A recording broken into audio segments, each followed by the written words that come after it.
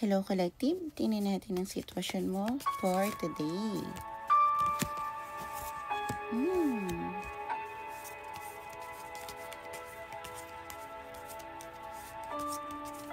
Thank you Tarot Angels. Please give me one more card para sa sitwasyon ng aking collective.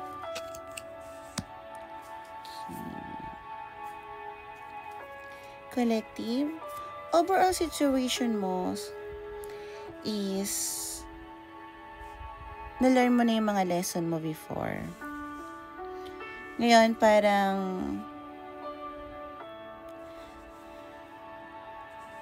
I'm not sure, parang humihingi ka yata sa mundo ng proof para makatakas ka sa mental prison para mag-move forward sa unconditional love. Maaring tawag dito na humingi ka ng signs na nakikita mo pero hindi mo matanggap kasi parang hindi normal yon, or hindi mo nakikita dahil nagsa-self-sabotage ka. Okay? Thank you so much, Tarot Angels. Tingnan naman natin ang reason bakit nagme-mental block ka. Tarot Angels, bakit nagme-mental block ang aking collective? Lumabas ang Two of Cups. Para sa'yo, para sa'yo. Thank you so much. Nagkakaroon ka ng mental block dahil marami kang choices. Sa dami ng choices mo, may isa kang bagay na gustong makuha at yun ang tingin mo yung magkakaroon ng brand new beginning o bagong ikot ng mundo. Parang halimbawa kung buong buhay mo nasa isang city ka, lilipat ka sa isang city. Or halimbawa kung andito ka sa Pilipinas, pupunta ka ng Japan.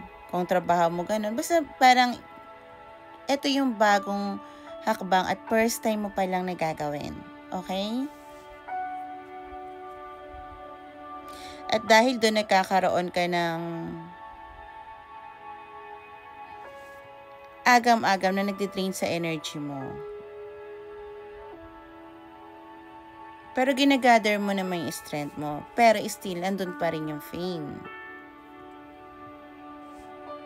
Hindi ko lang sure dahil lumabas kanina, maaaring iba sa inyo is love na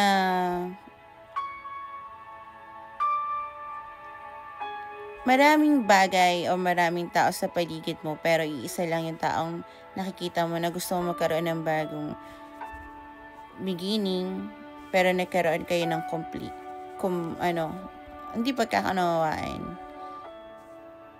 na nagkumantong sa heartbreak. Libra, Sagittarius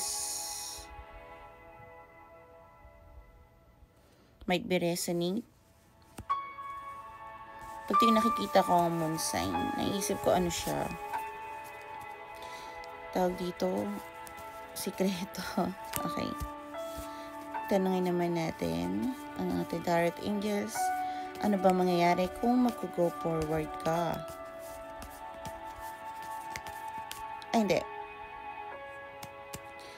Tarot Angels, tanungin ko bakit nga ba hindi nga nakikita yung mga signs? Dami ha. Dami mong reason. Parang tingin ko ayaw mo lang mag-change. Okay, sige, tanungin na lang natin. Bakit, ano po mangyayari kung mag-go forward ng aking collective? Okay, all in reverse and makakayanan mo dahil magician ka.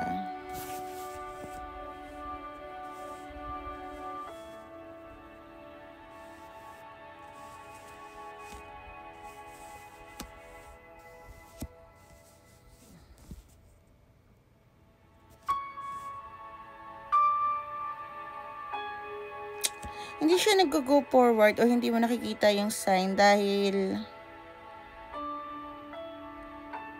iniisip mo lagi bad timing kahit hindi. Pero magician ka, ibig sabihin kaya mong gawin lahat.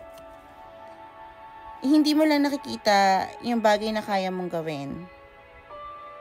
So parang tingin mo, hindi pa ako ready, bad news to pag ginawa ko ngayon. At iniisip mo din yung sasabihin ng ibang tao.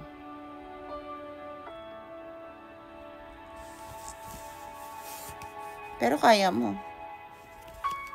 Pero ayaw mo. Ay, nako mga tao. Pinahirapan yung sarili nyo sa isang bagay na para sa akin madali lang sabihin. Pero dumaan ako dyan. Kasi kung isipin mo, wala ka dapat pakialam sa nararamdaman ng iba. Lagi mong isipin kung ano nararamdaman mo. Magiging masaya ba ako dito? Pag ginawa ko ba to? Kahit yung pagka nagsabi ka ng totoo na halimbawa, yun ang nararamdaman mo, pag-iisipin mo yung sasabihan mo ng tao na mahal niya ba ako? Gusto niya ba ako? Pero ikaw, ano bang kaligayan mo? Kung sasabihin mo ba yung totoo, magkakaroon ka ba ng peace of mind sa pagmamahal na aminin mo? Dahil ang totoo, pag nagmamahal ka, hindi ka na maghahangad ng in return or masasabi niya na mahal din kita. Kailangan mo lang masabi yun dahil heavy in your heart, tama? Ganon din sa sitwasyon. Tarot Angels, anong payo ng guides sa aking collective? Anong payo ng guides niya sa aking collective? Lagi mong isipin kung ano yung nararamdaman mo o yung nararamdaman ng iba. Dahil ikaw ang pinakabalit para sa sarili mo. Kung hindi ka magustuhan, na-reject din naman ako before. First time and one time. It's okay. Hindi mo nadala yon, bigat. Hawak mo pa rin ang sarili mo sa huli. Tarot Angels. At saka rejection is redirection. Please give me another 2 cards para sa message ng kanilang guides. I don't wanna be mag-hard sa'yo, pero yun talaga yun. Ikaw kasi hard ka din sa sarili mo. You are just self-sabotaging. Nga, hirap din mag-English mo. Pero, keep on lang.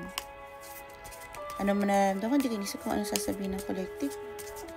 O makakabasa, pagtawarin ako, it's okay. Ang importante, nabibigay ko yung message sa lahat ng tao na kailangan mo. Nagigets naman yun. Tarot Angels, please give me another 2 cards. Parang ako narinig sabi ng guides mo.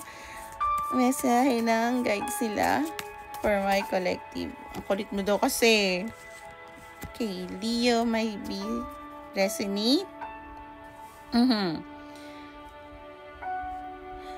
May mangyayari na hindi mo inaasahan, okay?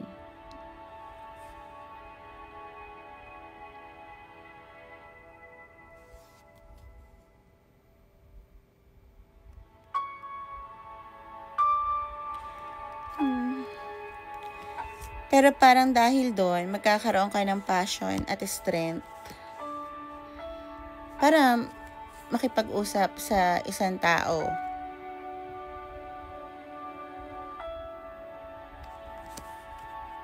Straightforward. Might be resonate. Straightforward. May mangyayaring aksidente. Maaring gusto mo to, hindi mo magustuhan. Pero, doon magsisimula ang passion at strength mo para makipag-usap. Yun na yun. Okay, collective. Sana makatulong to sa'yo at huwag kang self-sabotaging, okay? Always smile. Bye!